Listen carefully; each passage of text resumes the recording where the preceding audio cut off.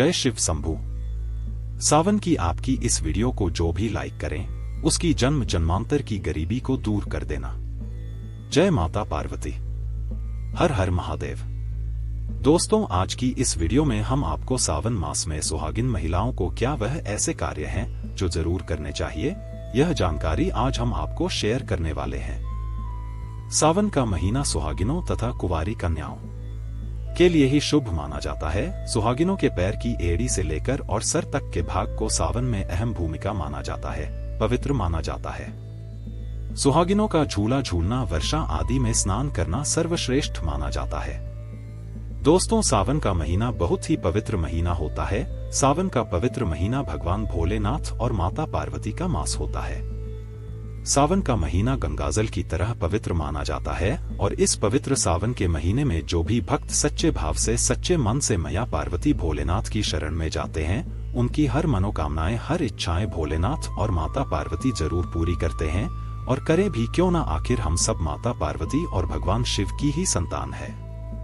सावन मास में आपको ज्यादा कुछ करने की जरूरत नहीं है। मात्र पवित्र शिवलिंग पर एक लोटा जल अर्पित करने से भगवान भोलेनाथ आपके सभी संकटों को समाप्त करते हैं। शिव पुराण में बताया जाता है कि सावन के पवित्र महीने में घर परिवार में किसी एक सदस्य को एक तांबे के लोटे में जल भरकर और उसमें थोड़ा गंगाजल और कोई भी एक लाल पुष्प शिवलिंग पर चढ़ाने से भोले बाबा आपको धन से मालामाल कर देते हैं।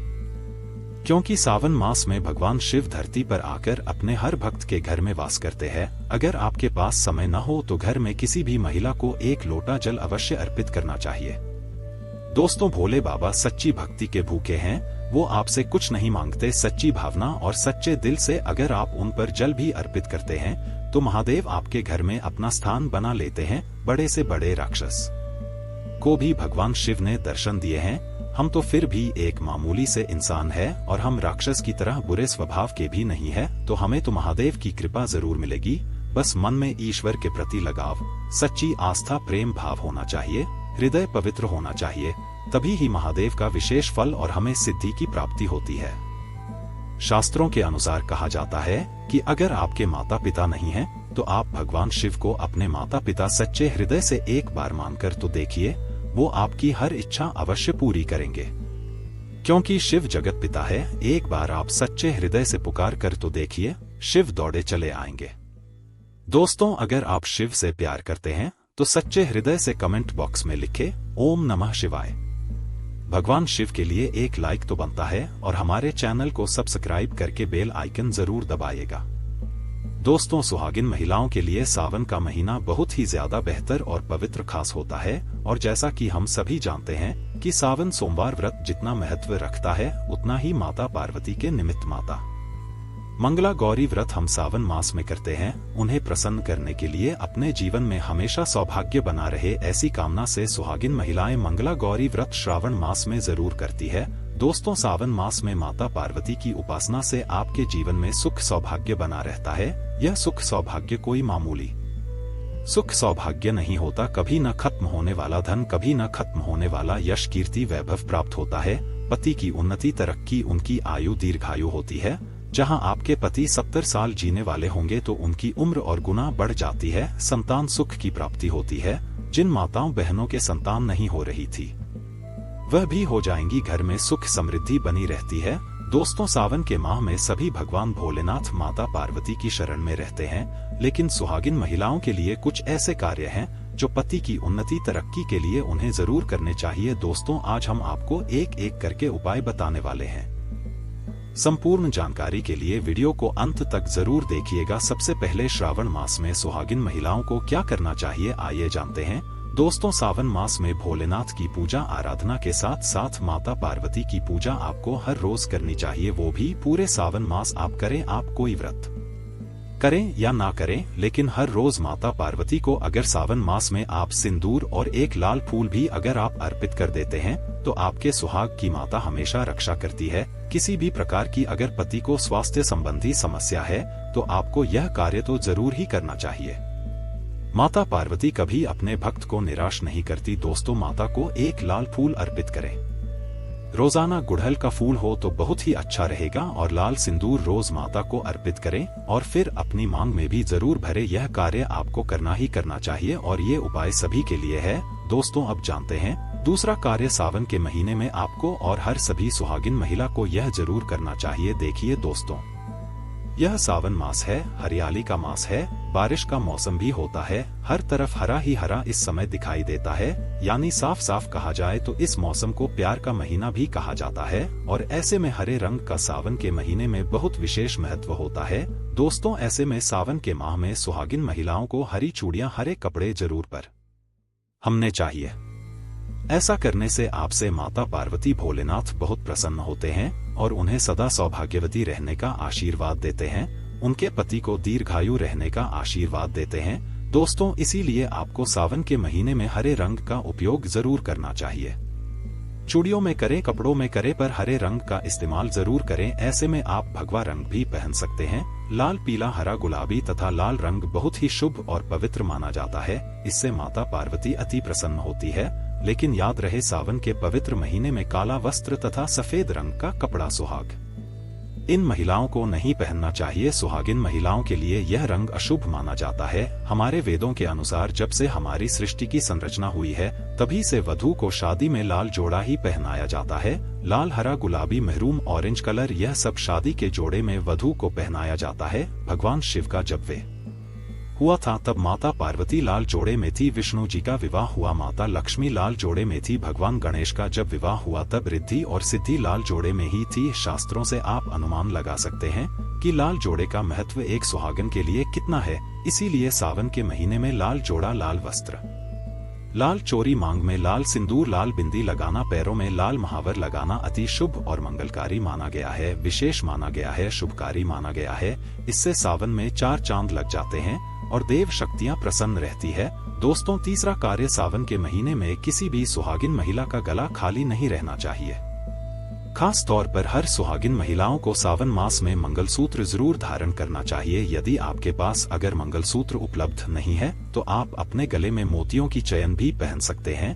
लेकिन सावन के माह में महिला का गला बिल्कुल भी खाली नहीं होना चाहिए और अगर मंगलसूत्र है तो आपको मंगलसूत्र ही पहन लेना चाहिए। दोस्तों खास बात का ध्यान रखिए कि मंगलसूत्र कहीं से भी टूटा हुआ ना हो, गला हुआ ना हो। किसी भी प्रकार से अगर मंगलसूत्र में कोई दिक्कत है तो आप उसे फिर से अच्छे से तैयार करवा लें और इसके बाद उसे सावन के महीने में पूरे मास कम से कम आपको जरूर धारण करके रहना चाहिए। जब किसी के पति की मृत्यु हो जाती है तभी ही उसके गले से मंगलसूत्र तोड़ दिया जाता है, उसे मंगलसूत्र से वंचित कर दिया जाता है। यदि आपके पति है और आप सावन के महीने में गले में मंगलसूत्र धारण नहीं करते हैं तो माफ कीजिए मोहतरमा, दरअसल आप अपने पति की मृत्यु का शोक मना रहे हैं। ऐसा करने से निकट भविष्य में पति की मृत्यु भी जल्दी हो जाती है। इसीलिए मंगलसूत्र गले में भले ही आप न पहले पर गले में पति के नाम का काला धागा जरूर डाल लें। दोस्तों चौथा कार्य सावन के महीने में भूलकर भी किसी भी सुहागिन महिला को काले रंग के कपड़े नहीं पहनने चाहिए। इस बात का ध्यान आपको खास तौर पर रखना चाहिए। सुहागिन महिला का एकदम काले कपड़े पहनना मतलब काल को आमंत्रित करने के बराबर है।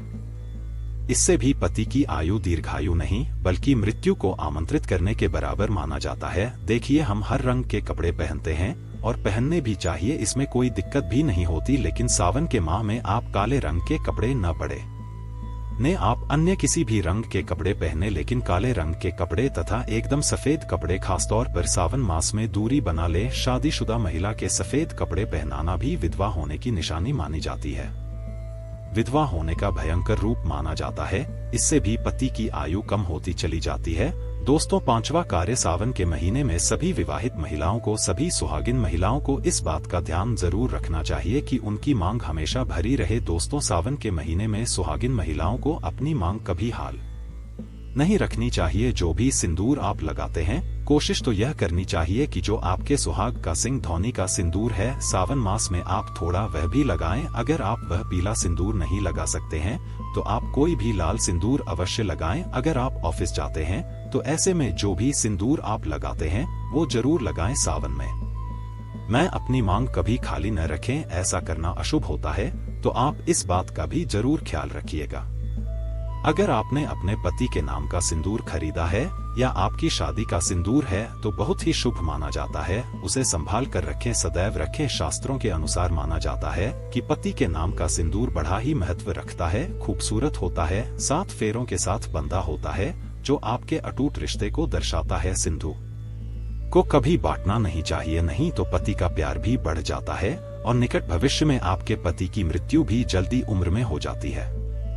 सिंदूर बांटे नहीं, बल्कि खुद अपनी मांग में भारी पति का नाम लेकर भरे। यदि सिंदूर की डिब्बी में सिंदूर खत्म हो जाए तो खत्म होने से पहले ही सिंदूर भर लेना चाहिए। सिंदूर भरा होने से धन की देवी माता लक्ष्मी आपके घर में अस्थायी निवास बनाए रखती है, उस घर में धन की कोई कमी नहीं होती। दोस्तों, सावन मास में सिंदूर खरीदना, सिंदूर बांटना भी बहुत ही शुभ कार्य होता है, तो आप ऐसा भी कर सकते हैं। सिंदूर से जुड़ा हुआ यह कार्य पति पत्नी के जीवन में प्रेम को बढ़ाता है, सुख समृद्धि की प्राप्ति होती है, घर में गृह कलेश नहीं होता। दोस्तों, छठी बार सावन के महीने में सुहागिन महिला के लिए वैसे तो 16 श्रृंगार बहुत ज्यादा शुभकारी होता है, जो कि करना भी चाहिए हर महिला को खास मौकों पर। लेकिन अगर पूरे मास में नहीं कर सकते हैं तो ऐसे में सावन के महीने में जैसे हमने आपको बताया, मंगलसूत्र, सिंदूर, इनका ध्यान रखें और वस्त्रों के रंग का भी ध्यान रखें। जो भी आप कपड़े पहनते हैं तो काले रंग के न पहले, उसी प्रकार से आप अपने पैरों में बिछिया और पायल आपको सावन मास में जरूर पहननी चाहिए। दोस्तों, देखिए, घरों में जब महिलाएं पायल पहनती है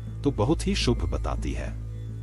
ऑयल में जो घुंघरू होते हैं उनसे घर में पॉजिटिविटी बढ़ती है और उनकी आवाज से माता लक्ष्मी प्रसन्न होती है, माता पार्वती प्रसन्न होती है और स्वयं आपके घर बढ़ाती है, आपके पति को आशीर्वाद देती है। तो ऐसे में सावन मास में आपको जरूर करना चाहिए। आपको ऐसा करने से धन धान्य की कमी नहीं होती। तो ऐसे में खासकर अपने पैरों में बिछुआ और पायल जरूर पहन कर रखें, नहीं तो सावन का पवित्र महीना अधूरा माना जाएगा। सावन में श्रृंगार करना सुहागिनों की बड़ी अहम भूमिका रही है। दोस्तों, 7वां कार्य सावन के महीने में सुहाग, जैसे कि हमने बताया कि सुहाग की सामग्री को खरीदना बहुत ही शुभ कार्य होता है। आप अपने लिए जितना हो सके सुहाग की सामग्री खरीदे और हो सके तो सावन के पवित्र महीने में सुहाग की सामग्री दान अवश्य करें। आप चाहें तो रिश्तेदारों में बांटे, पड़ोसियों को बांटे तथा अपने परिवार में बांटे। बड़े से बड़ा अमीर व्यक्ति भी सावन के महीने में सुहाग की सामग्री बांटते हैं, बड़ा शुभ लाभ प्राप्त होता है।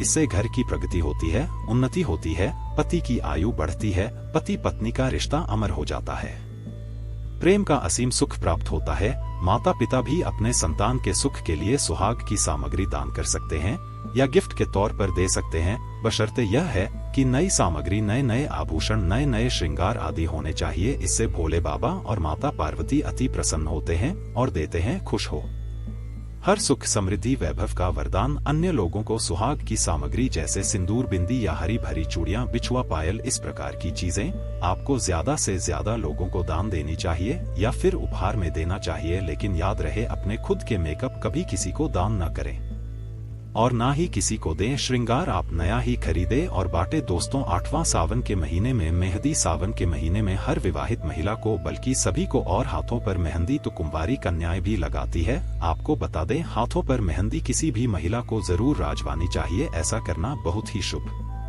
माना जाता है। माता पार्वती का आशीर्वाद प्राप्त होता है। ऐसी सभी चीजें सुहाग की निशानी होती है और सावन मास में माता पार्वती की पूजा आराधना के साथ साथ अगर हम इन कार्यों को करते हैं तो इससे माता हम पर प्रसन्न होती है और हमें मनचाहा आशीर्वाद देती है। दोस्तों, ऐसे में आपको ये सभी 8 कार्य करने हैं, जो कि बहुत ही छोटे छोटे हैं और बहुत ही सरल और आसानी से आप कर भी सकते हैं। लेकिन ध्यान पूर्वक सावन के महीने में सभी सुहागिन महिलाएं इन कार्यों को जरूर कर ले, नहीं तो सावन का पवित्र महीना अधूरा माना जाएगा। यह पवित्र त्योहार इसके बिना रूखा माना जाता है। आपका व्रत भी इसके बिना अधूरा रह जाएगा। सावन में छोटी छोटी कन्याओं को चूड़ियां भेंट करने से, बिंदी भेंट करने से, पायल भेंट करने से, गंगा भेंट करने से और अपने हाथों से खुद उनकी कलाइयों में चूड़ियां पहनाने से 9 देवी अर्थात ब्रह्मांड की देवी प्रसन्न होती है। माता लक्ष्मी, माता काली, माता सरस्वती, तीनों देवियों का भरपूर आशीर्वाद प्राप्त होता है। भगवान भोले बाबा की कृपा बरसती है, माता पार्वती की कृपा बरसती है। लक्ष्मी दोनों हाथों से धन की वर्षा करती है। कन्याओं में साक्षात देवी माँ बसती है। तो अगर कृपा पाना है तो सावन में छोटी छोटी कन्याओं को यह चीजें भेंट आवश्यक है। ले यह मौका हाथों से मत जाने देना। साल में एक ही बार आता है सावन का पवित्र महीना, तो कन्याओं को अवश्य बांटे के सभी सामग्री, आपका बेड़ा पार लग जाएगा, आपके कई पाप समाप्त हो जाएंगे। कन्याओं को ये सभी सामग्री बांटने से आपके कई तीर्थ यात्रा पूर्ण माने जाते हैं। 100 यज्ञ करने के बराबर, गंगा स्नान करने के बराबर, गौदान करने के बराबर, गाय माता को भोजन करने के बराबर ही माना जाता है। दोस्तों, आपके सभी कष्ट दूर हो जाएंगे। सच्चे दिल से कमेंट बॉक्स में लिखें नमः शिवाय और हमारे चैनल को सब्सक्राइब करना ना भूलें। भगवान शिव के लिए एक लायक तो बनता है।